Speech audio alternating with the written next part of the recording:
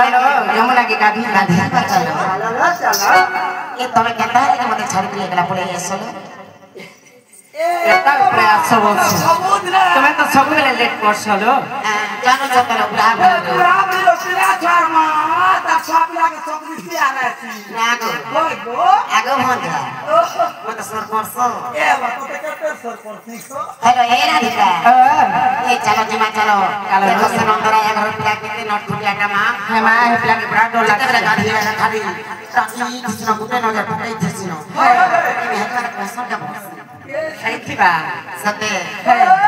ए गोपिए गोटा को छने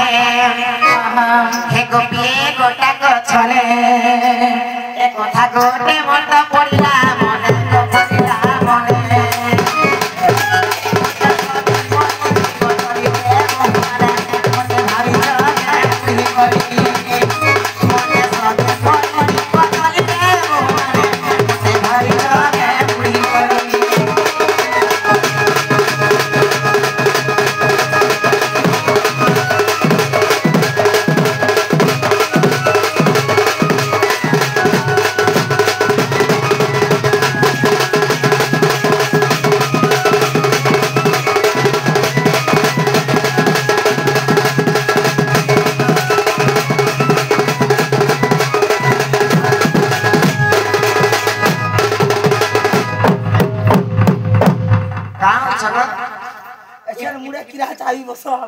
ये महज घाट का मैं मुरस पिला कर उठा तो मैं जा रहा हूं नहीं गो हम तेरे अंडा ते छु तुम 12 अंडा आ गो मेरा जड़ और सरकली होए होए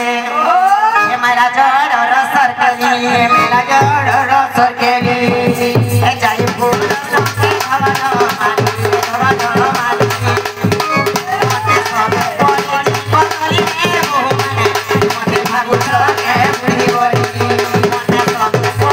पतली में हो मते भागु के बुढ़ी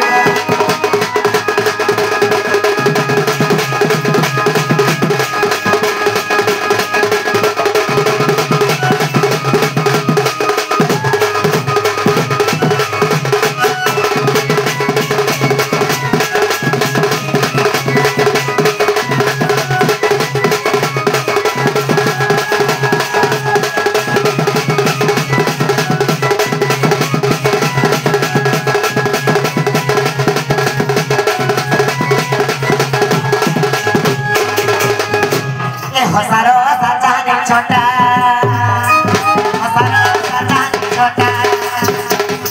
हमरा थाने ए मां होइरो ए राधा ई में हजी के निया प्रॉब्लम आरसो के हला देख तो हेमोनिस पिला घाट के के कर जोछि के जाने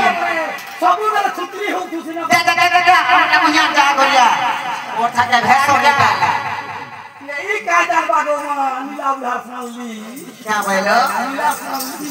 आगो हसारो सजाने छोटा